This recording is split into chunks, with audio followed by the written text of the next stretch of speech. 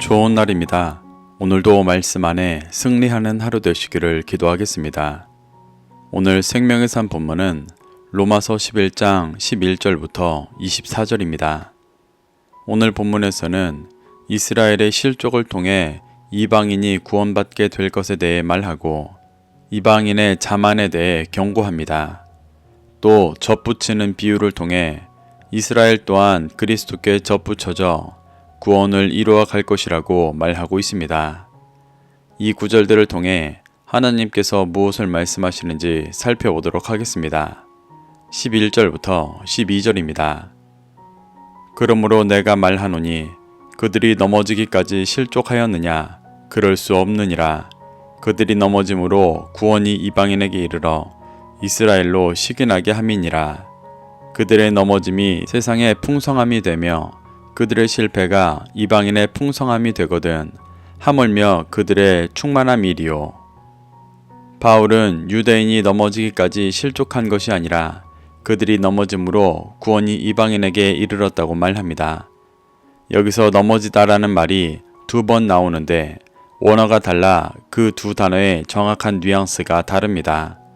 먼저 나오는 넘어지다의 원어는 핍토로 넘어지다, 멸망당하다라는 뜻입니다. 이는 일어설 수 없을 정도로 완전히 멸망당한 상태를 말합니다. 두 번째로 나오는 넘어짐의 원어는 파랍토마로 죄, 진리나 정도에서 벗어남이라는 뜻입니다.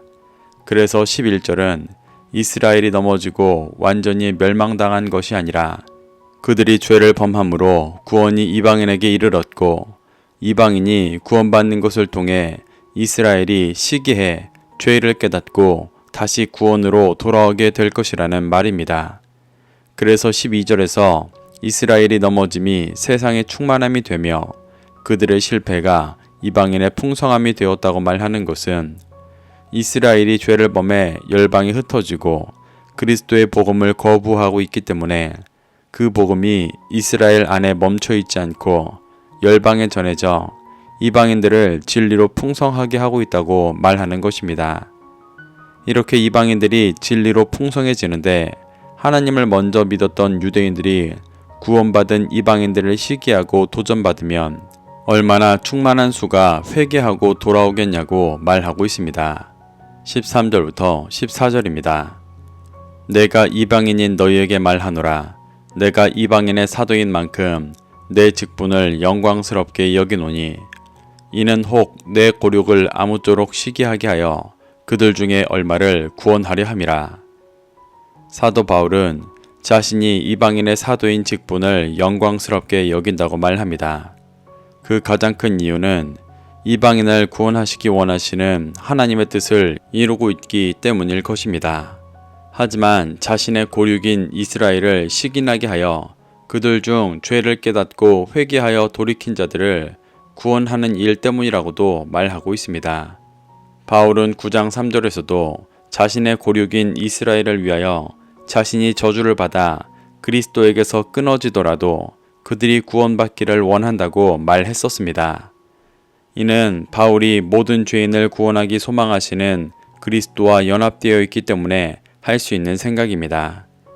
그래서 그는 11장에서도 이방인의 사도로서 복음을 열심히 전해 구원받는 이방인들을 보며 이스라엘이 자급받고 회개하여 돌아올 수 있도록 인도하고 있다고 말하는 것입니다.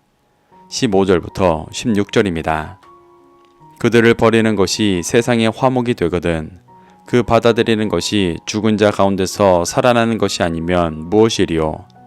제사 안은 처음 익은 곡식가루가 거룩한즉 떡덩이도 그러하고 뿌리가 거룩한즉 가지도 그러하니라. 바울은 그들을 버리는 것이 세상의 화목이 된다고 말합니다. 여기서 버리다의 원어 아포볼레는 거절, 상실이라는 뜻입니다. 이스라엘이 죄로 인해 하나님께 거절당하여 심판 가운데 있는 것이 이방인들에게 진리가 전해질 기회이기 때문에 세상의 화목이라고 말하고 있습니다. 그리고 하나님께서 이스라엘을 다시 받아들이시는 것이 죽은 자 가운데서 살아나는 것과 같다고 말합니다. 이는 영적으로 죽어있는 이스라엘이 진리 가운데로 돌아오는 것은 죽은 자가 부활하는 것과 같은 엄청난 영적인 회복과 구원의 역사라고 말하는 것입니다. 바울은 이것이 불가능해 보이는 것이지만 죽은 자를 살리시는 하나님께서 반드시 이루실 일이라고 말하는 것입니다. 그래서 16절에서 이스라엘을 처음 익은 거룩한 곡식가루와 거룩한 뿌리로 비유하고 구원받은 이방인들을 떡덩이, 가지로 비유하며 회개하여 돌아온 거룩한 이스라엘을 통해 열매 맺은 이방인들이 함께 구원을 얻는 모습이 이루어질 것이라고 말하고 있습니다. 17절부터 19절입니다. 또한 가지 얼마가 꺾이었는데 돌 감람나무인 네가 그들 중에 접붙임이 되어 참 감람나무 뿌리의 진액을 함께 받는 자가 되었은즉 그 가지를 향하여 자랑하지 말라. 자랑할지라도 네가 뿌리를 보존하는 것이 아니요 뿌리가 너를 보존하는 것이니라. 그러면 내 말이 가지들이 꺾인 것은 나로 접붙임을 받게 하려 함이라 하리니. 바울이 17절에서 말하는 꺾인 가지는 이스라엘이고 돌 감람나무는 이방인 그리스도인들이며 참 감람나무는 예수 그리스도와 진리의 말씀을 상징합니다. 여기서 돌 감람나무는 야생 감람나무로 다듬어지지 않아 쓸모있는 열매를 맺지 못하는 나무입니다. 바울은 하나님께서 원래 진리에 붙어있던 가지인 이스라엘을 꺾으시고 이방인인 돌 감람나무의 가지를 접붙여 진리의 열매를 맺게 하셨다고 말합니다. 나무는 품종이 다르더라도 종이 같다면 접붙이기가 가능합니다. 그러면 돌 감람나무의 가지를 참 감람나무에 붙여도 참 감람나무의 진액을 함께 받아 참 감람나무의 열매를 맺게 됩니다. 바울은 이 원리를 이용해 이방인들이 그리스도께 접붙여져 진리의 열매를 맺게 되었지만 유대인들은 죄로 인해 그리스도에게서 끊어져 버린 모습을 표현하고 있는 것입니다. 그리고 바울은 접붙여진 이방인 가지에게 네가 뿌리를 보존하는 것이 아니라 뿌리가 너를 보존하고 있는 것이기 때문에 자랑하지 말라고 말합니다. 이 말은 이방인 그리스도인들이 스스로의 의로 진리의 열매를 맺고 있다는 착각을 하지 말고 그들이 그리스도의 진리에 접붙여져 있기 때문에 구원의 열매를 맺고 있다는 것을 기억하라는 말입니다. 과거 이스라엘이 그러했습니다. 하나님께서 모세를 통해 진리의 말씀을 주셨지만 그 말씀의 진액으로 살아가는 것이 아니라 스스로가 의롭다 여기며 살아갔기 때문에 나무에서 끊어져 버렸습니다.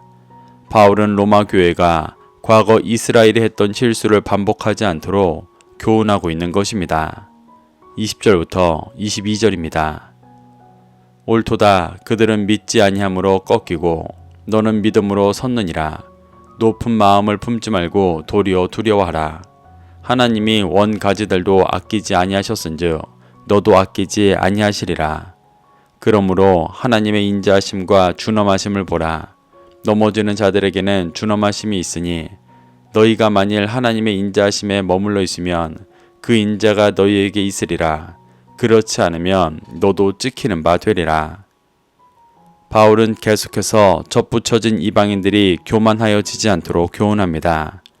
그들이 믿지 아니함으로 꺾였다는 것은 이스라엘이 율법의 행위로만 하나님을 따르고 자기 의를 의지하며 아브라함과 같은 믿음이 없었기 때문에 참 감람나무에서 꺾였다는 의미입니다. 그와 반대로 너는 믿음으로 섰다고 말씀하십니다. 이는 로마 교회와 같은 이방인들은 예수 그리스도를 온전히 믿고 자기를 부인하여 그리스도께서 주인 되셨기 때문에 참 감람나무에 접붙여졌다고 말하는 것입니다.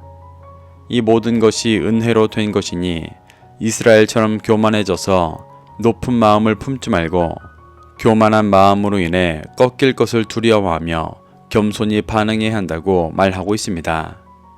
바울은 하나님께서 원 가지인 이스라엘도 믿음이 없자 아끼지 않고 꺾으셨는데 접붙인 가진 이방인들도 교만하여져 믿음을 잃는다면 반드시 꺾어버릴 것이니 두려워하며 겸손히 그리스도의 진액으로만 살아가야 한다고 도전하고 있습니다.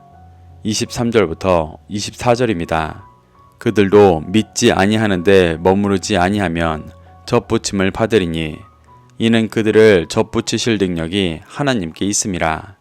네가 원 돌 감람나무에서 찍힘을 받고 본성을 거슬러 좋은 감람나무에 젖붙임을 받았으니 원 가진 이 사람들이야 얼마나 더 자기 감람나무에 젖붙이심을 받으랴. 23절에서 말하는 그들은 이스라엘을 말합니다. 바울은 이중 부정을 이용해 이스라엘이 예수님을 믿으면 젖붙임을 받게 된다는 것을 강조하여 말하고 있습니다.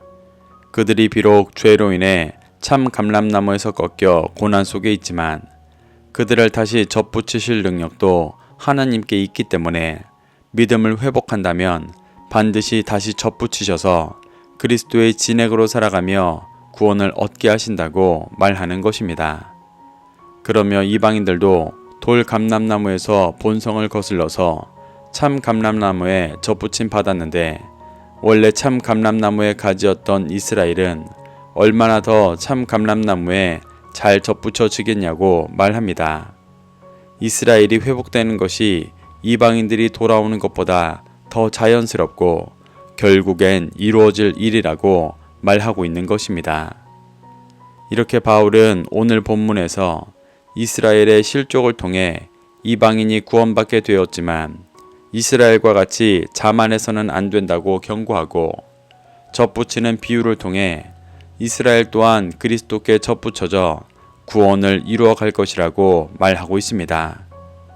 우리는 이러한 가르침 속에서 교훈받아 이스라엘의 넘어짐과 하나님의 은혜로 젖붙여진 이방인인 우리가 진리 안에 참된 열매를 맺어 이스라엘을 시기나게 하기를 소망합니다.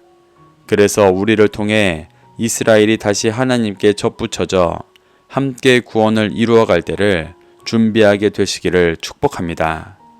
오늘도 말씀을 심령에 새겨 승리하는 하루 되시기를 기도하겠습니다.